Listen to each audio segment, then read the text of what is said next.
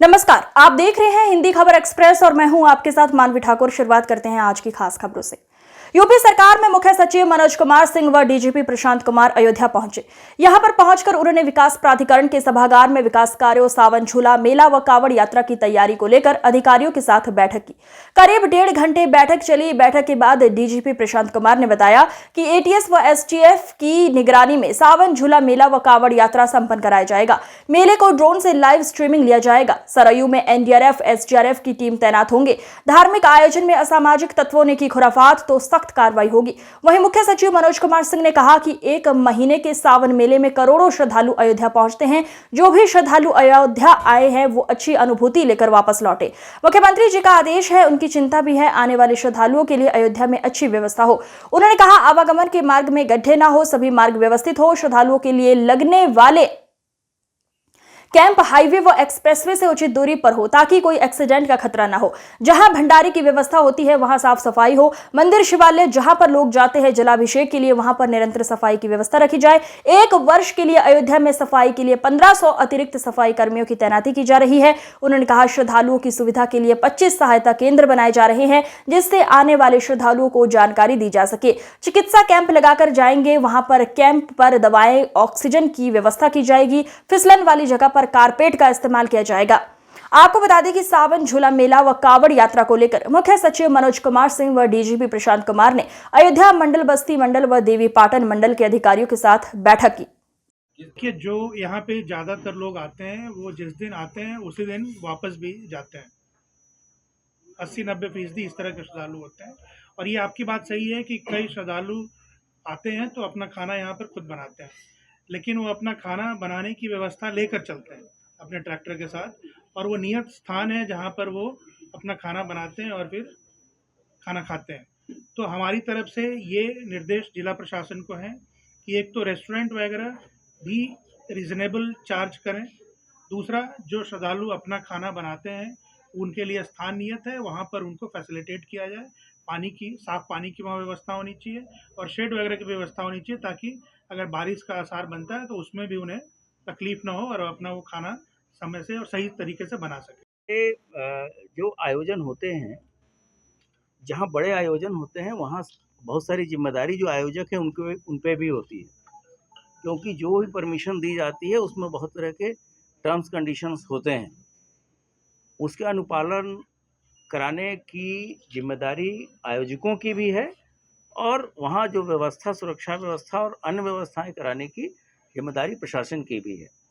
तो मुझे नहीं लगता कि अभी कोई इस तरह का आयोजन यहाँ होना है। हाँ, जो लोग हमारे श्रद्धालु आएंगे वो उसको लेके किस तरह से क्राउड को कंट्रोल करना है, इसके बारे में भी एक यहाँ व्यापक चर्चा भी हुई है। और यहाँ पे उस संबंध में पहले से भी आपने देखा होगा, उससे बड़े बड़े आयोजन यहाँ हुए हैं और सभी चीज़ें सकुशल तरीके से संपन्न कराई गई।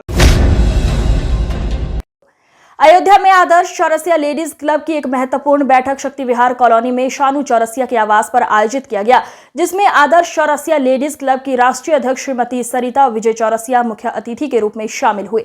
बैठक से पहले क्लब की राष्ट्रीय अध्यक्ष ने भगवान रामलला का दर्शन पूजन किया।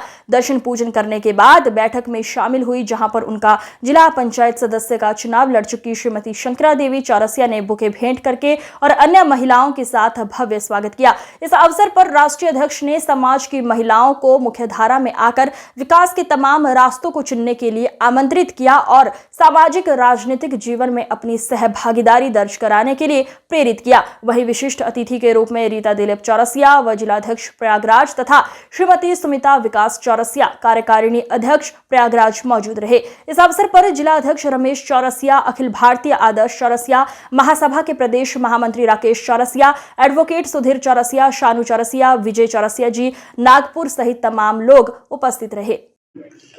आज का जो कार्यक्रम है वो हमारे जो है राष्ट्रीय अध्यक्ष विजय सरिता विजय चौरसिया जी जो हैं नागपुर से पधारी हुई हैं। उनका आशीर्वाद पूरे अयोध्या वासियों को, महिला समाज को, चौरसिया महिला समाज को देने के लिए वो यहाँ पधारी हुई हैं। तो उन्होंने यहाँ पर आकर अभी सब महिलाओं को, बहनों को सब बैठ के यहाँ पे अपने समाज के बारे में सब उन्होंने अपने विचार विमर्श करके कैसे और इसका दायरा बढ़ाया जाए पूरे प्रदेश में, इसीलिए उनका भ्रमण चल रहा है। तो बनारस से वो सीधे अयोध्या धाम आई हैं। अयोध्या धाम से उनका प्रोग्राम पूरे महीने लगा हुआ है और हम लोग ये आपके उनका यहाँ स्वागत है अयोध्या धाम पर। बहुत बहुत स्वागत उनका विजय सहिता विजय चौरसिया जी। ठीक है। सर्वप्रथम तो मैं कहूँगी कि एक रामलला का एक आदेश था और एक मौका मिला कि उनके दर्शन हुए और इतने अच्छे ढंग से दर्शन हुए। और कहते ना कि एक पंथ दो काज। आज हमें हमारे जो समाज में एक संगठन बना हुआ है आदर्श चौरसिया लेडीज़ क्लब अयोध्या का, उसके सभी मेंबर सारे पदाधिकारियों से भी मिलने का अच्छा मौका मिला है। और एक राष्ट्रीय अध्यक्षा के नाते मैं ये कहना चाहूँगी कि कोई भी समाज होता है ना, कोई भी देश का कोई मतलब पूरा एक समाज जो होता है उसमें जब बढ़ोतरी होती है, डेवलपमेंट होता है, प्रगति होती है, तो कहते हैं कि भले ही पुरुष प्रधान अगर हमारा समाज हो, लेकिन जो एक ढालने की अगली पीढ़ी है, समाज को आगे पूरा ढालने की जो जिम्मेदारी होती है वो महिलाओं की होती है। ये एक कहीं लिखा हुआ नहीं है लेकिन एक सच है, क्योंकि पुरुष अधिकतर बाहर का काम संभालते हैं, वो संसाधन को जुटाते हैं, लेकिन जो मेन काम है जो संसाधन को सही उपयोग में लाना, अगली पीढ़ी को एक संस्कार भी देना, वो जिम्मेदारी महिलाओं की रहती है। मगर वे ही महिलाएं कभी कभी भूल जाती हैं कि उनमें कितनी सारी प्रतिभा है, कितनी सारी शक्ति है, और वो सिर्फ चूल्हा चौके उसी में समेट के रह जाती हैं। मैं नहीं कहती हूँ कि ये बहुत छोटा काम है, लेकिन बहुत सारे कामों में के बीच में ये होना चाहिए। औरतों में बहुत बहुत बहुत ज़्यादा प्रतिभा है। तो हमने एक मुहिम लिया हुआ है कि हमारी जो आदर्श चौरसिया क्लब की जो आई हैं हमारी राष्ट्रीय अध्यक्षा जी श्रीमती सरिता विजय चौरसिया जी नागपुर से चलकर आई हैं हम लोगों के बीच में। इससे पहले आपका कार्यक्रम वाराणसी में था और वाराणसी से चलकर आप यहाँ पर आई हैं। भगवान रामलला के दर्शन किया आपने। उसके बाद यहाँ पर जो शॉर्ट टाइम में हम लोगों को इन्फॉर्मेशन मिली, उसके तहत हम लोगों ने ये छोटा सा स्वागत कार्यक्रम और एक मीटिंग के रूप में ऑर्गेनाइज़ किया है, जिसमें आपकी मुहिम है पूरे प्रदेश ही नहीं देश में समाज की महिलाओं को निरंतर आगे बढ़ाने का, और उनके अंदर जो भी गुणवत्ता डेवलप हो रही हो, चाहे वो राजनीति के क्षेत्र में हो, समाज के क्षेत्र में हो, जिस भी क्षेत्र में हो, बिजनेस के क्षेत्र में हो, जिस क्षेत्र में आगे जाएं उनको उस क्षेत्र में आगे ले चलने की मुहिम है आपने, और आप उस क्षेत्र में काम भी कर रही हैं। काफ़ी अच्छा रिस्पांस भी मिल रहा है। हम लोगों की 6 मास में, 1 वर्ष में एक बड़ी मीटिंग ऑर्गेनाइज होती है, जिसमें बड़े कार्यक्रम में अयोध्या जिला पुस्तकालय में उत्तर प्रदेश माध्यमिक शिक्षणेत्र संघ अयोध्या के बैनर तले वित्त एवं लेखाधिकारी कार्यालय जिला विद्यालय निरीक्षक वीरेश कुमार वर्मा के हुए स्थानांतरण को लेकर विदाई समारोह का भव्य आयोजन किया गया। विदाई समारोह में वीरेश वर्मा का सम्मान करने वाले कर्मचारियों का तांता लगा रहा। मेथोडिस्ट गर्ल्स इंटर कॉलेज की प्रधानाचार्य रूही पॉल ने जिला विद्यालय निरीक्षक वीरेश वर्मा का बुके देकर स्वागत किया। उत्तर प्रदेश माध्यमिक शिक्षणेत्र संघ अयोध्या के जिला अध्यक्ष अवधेश प्रताप शुक्ला ने विदाई समारोह को संबोधित करते हुए जिले भर से आए सैकड़ों कर्मचारियों का धन्यवाद ज्ञापित करते हुए सभा का समापन किया। उन्होंने कहा कि अपने 4 वर्षों के कार्यकाल में अपनी गहरी छाप सभी कर्मचारियों को दे दी गई है। 2020 में यहाँ पर वित्तीय एवं लेखाधिकारी माध्यमिक शिक्षा के रूप में मेरी तैनाती हुई थी। तब से लेकर के अब तक लगभग 4 सालों तक मैंने माध्यमिक शिक्षा विभाग में राजकीय माध्यमिक विद्यालयों, राजकीय कार्यालय, जिला पुस्तकालय और इसी तरीके से जो राजकीय कार्यालयों से संबंधित कार्य थे उसका निष्पादन हम लोगों ने बेहतर ढंग से किया और करने का प्रयास किया। इसके साथ में संलग्न होकर के मीडिया बंधुओं ने भी बहुत बेहतर ढंग से जो है सहयोग किया, जिससे माध्यमिक शिक्षा विभाग की जो सकारात्मक योजनाएं थी, चाहे बच्चों से संबंधित हो या नामांकन से संबंधित हो या किसी तरीके से छात्रवृत्ति से रिलेटेड मामला हो, वो सभी तक जो प्रचारित हुआ और समय से हम लोगों ने लक्ष्य को पूरा किया। तो ये सारे कार्य हुए। साथ में अशासकीय सहायता प्राप्त माध्यमिक विद्यालयों के बिलों के पार की कार्यवाही, इसके अलावा पेंशन, जीपीएफ, एरियर, चयन वेतनमान, प्रोन्नत वेतनमान, एसीपी इत्यादि से संबंधित सारे काम को समय से निस्तारित करने का जो प्रयास किया गया।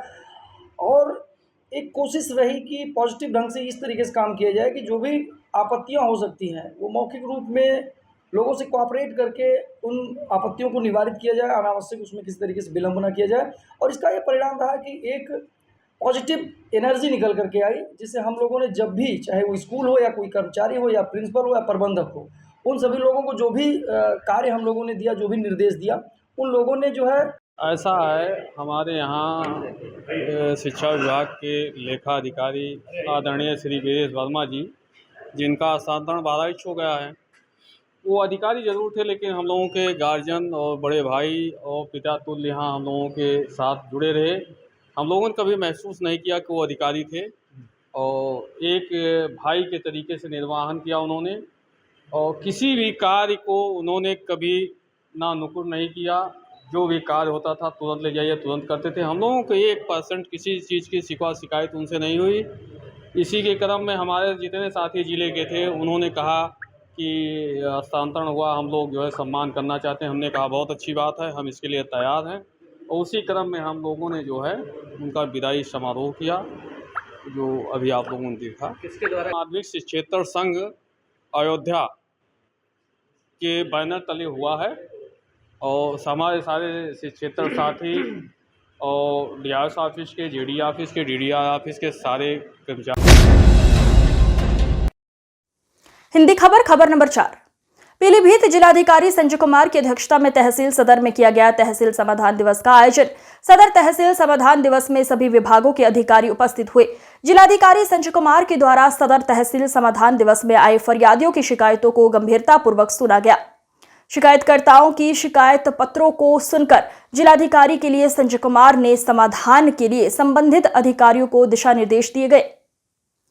उप जिलाधिकारी सदर देवेंद्र सिंह ने मीडिया को जानकारी देते हुए बताया कि संपूर्ण समाधान दिवस तहसील सदर दिवस में सभी विभागों से संबंधित कुल 42 शिकायतें आई है, जिनमें 7 शिकायतों का समाधान हुआ है। शेष शिकायतों का निस्तारण निर्धारित 15 दिन के भीतर कराया जाएगा।